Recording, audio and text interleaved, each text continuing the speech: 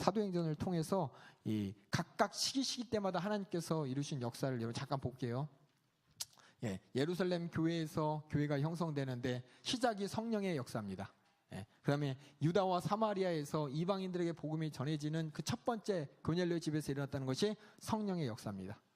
그 뒤에 이제 바울을 통해서 하나님께서는 그 성령의 역사를 쭉 이어가십니다. 그래서 바울을 선택하시는 그 장면부터 시작해서 정말 어떻게 보면은 여기까지 보면은 참 암흑이에요. 암흑기 교회 순교 핍박의 끝이 없습니다. 스데반이 순교당하고 예수님의 제자인 야고보가 순교당하고 당장 뭔 일을 할 것처럼 우왕좌왕 난리가 납니다. 우리 교회도 그러지 않을까요? 만약에 경찰들이 와가지고 막 잡아가는 거예요. 목사님들 잡아가고 교회를 막 때려 부시고 그럼 사람들이 어떻게 유동하지 마세요. 만약에 앞으로 그런 일이 일어날지라도 여러분들이 걱정하지 않을 것은 그 가운데서도 하나님께서는 자신의 뜻은 분명히 이루어 가십니다. 감히 누가 여기서 바울이 예수의 증인이 될 거라고 누가 생각했어요? 누가? 상상도 하지 못하는 방법으로 하나님은 일하십니다. 항상. 그래서 어떻게 이 예수 믿는 사람을 잡아 죽이겠던 그 젊고 막 의가 막 자기 의가 충만하고 아주 학문으로는 가말리아의 문화생이고 누구도 장래가 총박받았죠. 유대인들 사회에서 유대 공회 중에서 저 사람은 공회 회장이 될 아주 엄청난 영향력을 가질 유대인들의 지도자가 될 만한 그런 지식을 가지고 있고 위치도 갖고 있고 좀 하나님을 자칭 사랑한다는 그 바리새인이 어떻게 나중에 예수님을 죽이는 자가 아니라 예수를 변호할 거라고 누가 생각했겠어요? 그러니까 하나님께서는 항상 이렇게 반전을 준비하고 반전이라 그러지만 하나님의 일은 절대 땅에 떨어지지 않고 아마 하나님께서 하신 일이라는 것을 확실히 나타낼 수 있는 영광. 저번에 말씀드렸죠. 영광이 뭐예요? 영광. 하나님이 하나님다우신 게 영광이에요. 그러니까 하나님께서 하나님다운 거 우리 인간의 상상 이상입니다. 항상. 우리 인간의 이상인 방법으로 하나님께서는 바울을 통해서 이제 유대인들 그 12제자도 이미 다 떠났지만은 로마라는 본거지에 예수 그리스도의 복음을 전케하시고 이제 그곳에서 전도되었던 예수 믿었던 수많은 로마인들이 이제 전 세계로 퍼져나가면서 이제 예수 그리스도가 기독교가 이제 전 세계에 급속하게 퍼져나갈 수 있도록 바울을 준비시켜 주셨고 바울은 선교 여행을 1차, 2차, 3차 떠납니다. 여기서 중요한 사항이 1차는 맨 처음 안디옥 교회에서 성경에 나타났을 때 예수 그리스도의 명령에 따라서 복음 전하는 사명을 가지고 선교 여행을 보냅니다. 그 전에 이렇게 교회를 중심으로 해서 보낸 적이 없었어요. 교회에서 준비해가지고 교회에서 안수하고 보내는 법이 없었는데 안디옥 교회에서 성경에 보니까 안디옥 교회에서 그 일을 해서 바울과 바나바를 위해서 기도하고 또 금식하고 준비시켜서 저 아시아 지역을 돌면서 회당 가서 복음을 전하게 이렇게 해서 많은 교회를 세우고 또 그로 인해서 많은 이방인들이 예수 믿게 되었을 것입니다. 그래서 예루살렘에서 이제 난리가 났죠. 예루살렘에서 아니 어떻게 이방인들이 그리스도를 통해서 하나님을 믿고 예수 믿을 수가 있느냐? 그럼 예수 믿었던 그들에게는 그들이 구약의 율법도 모르고 하나님 말씀도 모르는데 그거 어떻게 해야 되느냐라고 웅성웅성할 때 여기 다시 한번 쾅 찍은 거죠. 이 사건이 있는 것이 아니라 많은 사람들이 예수 믿는데 아직도 오해하고 있습니다. 믿음으로 구원받느냐, 행위로 구원받느냐. 유대인들은 뭐냐? 믿음도 있지만 행위가 우선입니다. 바리새인들이 그래요. 관습을 잘 지켜야 되고 전통을 잘 지켜야 되고 성경에서 하라 하지 마라 잘 구분해주고 뭘 먹어야 되냐 뭘 먹지 마라 뭘 입어야 되냐 어디 가야 되냐 이걸 다 그대로 했던 사람들인데 그것이 과연 우리가 구원받는데 필수 조건이냐? 그것이 아니라 믿음이라는 겁니다.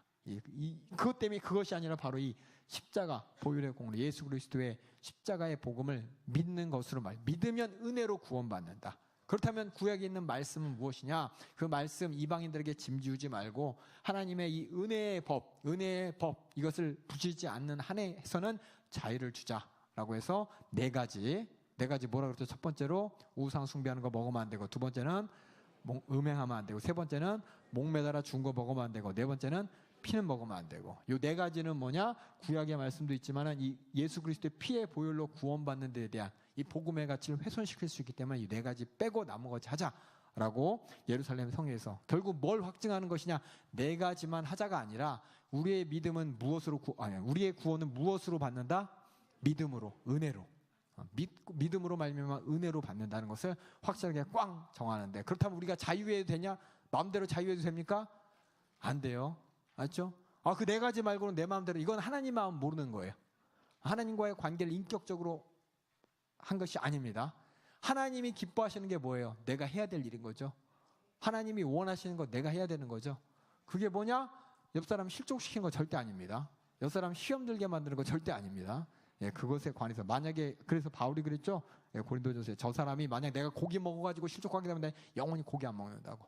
우상 숭배하는 자리에서 뭐 이렇게 먹고 있는 그 고기가 우상 숭배 제물이라고 누가 실족한다면 아예 내가 고기를 안 먹어서 그럴 가능성을 아주 제로로 만들어 버리겠다고 하는 것처럼 우리의 모든 이제 하나님과의 믿음의 관계는 문자에 얽매이는 것이 아니라 하나님과 나의 은혜의 관계로 인격적인 관계로 얽매인다는 것을 예루살렘 회의에서 딱 하고 그다음에 바울이 또 2차 선교행을 가는데 2차는 뭐냐? 이미 세워졌던 교회들을 돌아보고 거기서 이제 확장하게 되죠. 확장하게 될 때 이때 하나님께서 바울은 아시아로 가려는데 하나님께서는 마게도냐로 가라고 하나님의 계시를 받고 결국 자기 뜻대로 가는 것이 아니라 하나님의 계시에 따라서 마게도냐 지역까지 가고 3차는 더 나가서 그리스 남부 북부 그 지역까지 갔다 오면서 예수의 복음을 전하게 되고 예수님의 복음을 전한 그들이 이제 예루살렘으로 오는 길에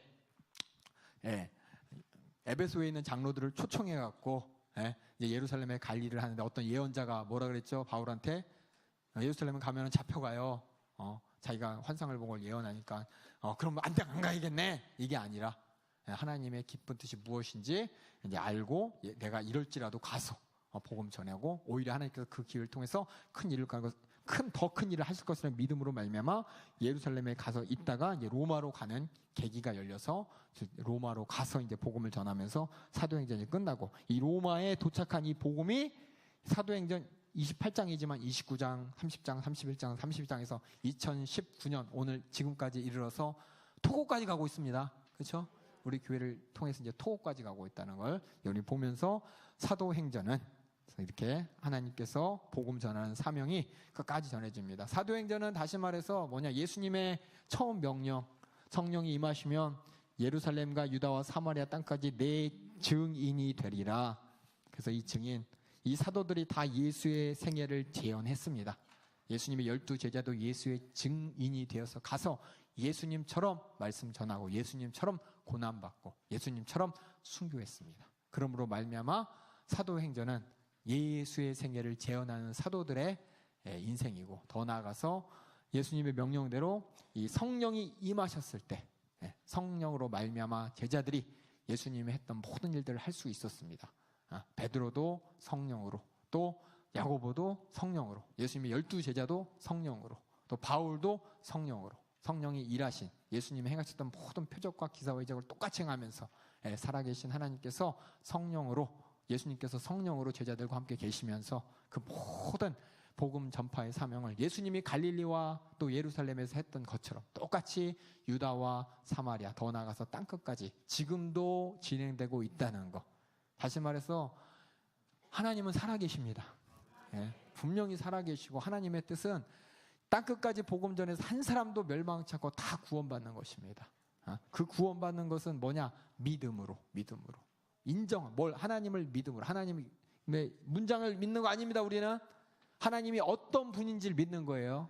내가 누군지를 알고 믿는 거예요. 나는 죄인이라서 천국 갈 수 없어요. 근데 하나님께서는 나를 하나님이 오시는 그 심판 가운데, 하나님의 나라가 임하지는 심판 가운데 천국에 데려가기 위해서 나를 내 죄를 해결하기 위해 독생자들 예수 그리스도를 보내주셨고, 그 예수님은 말씀대로 오셔서 우리 죄를 짊어지시고 고난당하시고 죽으시고, 그래서 우리 죄값을 해결하시고, 하나님께서 그가 죄가 없기 때문에 일으키심으로 말미암아 우리 모든 죄가 사해졌다 공포하시고, 또 그 예수님께서는 하늘로 올라가시면서 이제 마지막 심판 때 와서 알곡과 쭉정이를 나눌 거야. 너희가 알곡과 쭉정이를 나눌 때 하나님의 뜻은 뭐예요? 한 사람도 멸망치 않는 거잖아요. 그래서 모두 알곡 만들기 위해서 너희가 가서 복음 전해. 복음 전해되 너희만 가는 게 아니라 성령님이 오실 거야. 성령이 임하시면 가서 복음 전했어. 이제 예수님이 재림하는 그날, 하늘나라가 임하는 그날, 그 심판의 날에 알곡은 쭉정이 갈 수 있도록, 그것이 하나님의 뜻이고 예수님이 오신 목적이기 때문에 그 심판의 날 때 모두가 천국 갈 수 있도록 복음 전해라. 그리고 그날을 기다려라 라고 하고 예수님께서 오실 날을 기다리면서 우리가 하는 게 바로 신앙생활인 것입니다. 그러니까 이거를 여러분들이 잘 보셔야 돼요. 근데 대부분 여기서 끝나요. 대부분 여기는 안 해. 부활하셨어요? 승천하셨어요? 예수 믿고 천국 가세요? 근데 그 다음에 예수님 다시 오십니다. 예, 그때는 심판의 날이에요. 영원한 심판이에요. 영원한 심판. 예, 그 심판 날을 준비하는 여러분 되길 주님의 이름으로 축원합니다. 예, 축원합니다. 예, 제가 이제 이게 사도행전이 그냥 이렇게 단순히 몇 시간에 할 수 있는 내용이 아니거든요. 근데 제가 간단하게 했습니다. 여러분에게 부탁드리는 거는 여기 보면 사도행전에 나오는 13개의 설교 이렇게 적었죠. 예, 이 설교를 잘 보세요. 이 설교 13개를 여러분들이 잘 읽어보셔야 돼요. 왜냐하면 이 말씀이 뭐냐? 우리가 전해야 될 설교고 전해야 될 복음이고 또 우리가 들은 복음입니다. 그래서 한번 볼게요. 사도행전에 나오는 13개의 설교 이 앞에 있는 거 한번 같이 볼까요?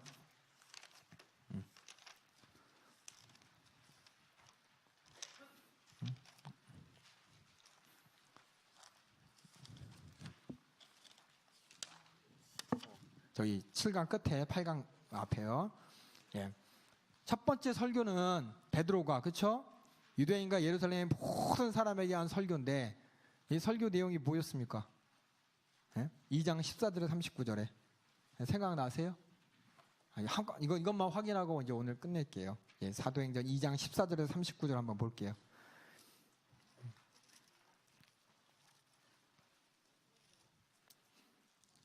이 사도행전 2장 14절에서 39절에 보면은 이 모든 내용이 뭐냐면은 구약하고 비교하는 거야. 성령이 임했을 때 많은 사람들이 뭐야? 저 술 취했나? 왜 저래? 라고 했을 때 지금 이 일은 성령님께서 임하신 것은 요엘서에 있었던 구약의 말씀이 이루어진 거야. 이 구약의 말씀이 어떻게 이루어졌냐? 구약의 말씀이 예수의 생애를 증거했고 예수의 죽음을 증거했고 예수님의 부활을 증거했듯이 이것 또한 예수님 때문에 예수를 믿음으로 말미암아 예수님의 약속대로 오신 성령이라고 하면서 구약하고 이렇게 비교를 합니다. 구약과 예수의 복음과 또 성령이 임한 걸 비교하면서 이것이 바로 하나님께서 얘기하셨던 것이다 라고 하면서 많은 사람들에게 설교한 것이고 3장 12절에 보면은 여기서도 예수의 복음에 대해서 전하고 나중에 시간 되면 이것만 한 번 시간 해야 돼. 설교가 아니라 평신도 성경대학 할 때 나중에 시간 되면은 이 설교를 한번 분석을 해볼게요. 분석하는 게 공부하는 게 아니라 이것이 내가 해야 돼. 내가 전해야 될 복음이거든요. 그러니까 많은 사람들이 내가 복음 전해야 되는데 성경 복음 전해야 되는데 마태복음, 마가복음, 누가복음, 요한복음 이렇게 많은데 이걸 어떻게 이렇게 내가 이렇게 딱 엉뚱하게 잘 만들어서 전하지라고 하셨을 때는 여러분들이 이제 사도행전 있잖아요. 사도행전 설교 파트만 이렇게 잘 들어보시고 그 설교가 과연 누구에게 어떤 목적으로 하는지를 보시면서 읽으시면은 여러분들이 다 알 수 있어. 성령 충만한 거에 대해서 누가 뭐라 그러면은 베드로가 했던 설교. 또 예수 믿는 사람이 우리 교회가 신앙생활하고 뭐라 그러면 이런 설교. 또 믿지 않는 사람들이 물어봤을 때는 또 무슨 설교. 여기 다 나와 있으니까 꼭 나중에 보도록 하고 여기 표에 나온 대로 그냥 설교가 있고 이방인들에게는 전도 설교가 있고 또 목회 설교가 있어요. 목회 설교라 그래서 에베소 교회 장로들에게 내가 이렇게 살았더니 너도 이렇게 살아야 되라고 하면서 예수의 생애를 자기의 생애와 비교하면서 그들이 어떻게 목회하기를 바라는 설교가 바로 에베소 교회에게 했던 설교고 또 이스라엘 백성들에게 자기 자신을 증거했던 설교가 있었고 또 펠리스 총독에게 또 아그리빠 왕에게 대상에 따라서 하나님의 말씀을 바울이 어떻게 전했나 보면은 우리가 알 수 있습니다. 우리가 설교할 때 담임 목사님께서 아이들한테는 아이들에 맞게 어른한테 어른에 맞게 목회자들한테 목회자에 맞게 또 처음 믿는 사람들은 처음 믿는 사람에 맞게 이렇게 설교하시잖아요. 마찬가지로 우리가 그것을 이제 사도행전에 나오는 13개 베드로와 바울이 했던 설교를 바라보면서 여러분들도 한번 설교가 그냥 던진다고 되는 게 아니라 이 설교가 항상 듣는 사람들을 고려해서 하나님께서 하게 하시는 거구나. 또 나도 복음 전할 때 내가 막 하는 게 아니라 듣는 사람 향해서 듣는 사람이 들을 수 있게끔 이렇게 복음 전해서 전도 열심히 하는 여러분 되길 바라겠습니다.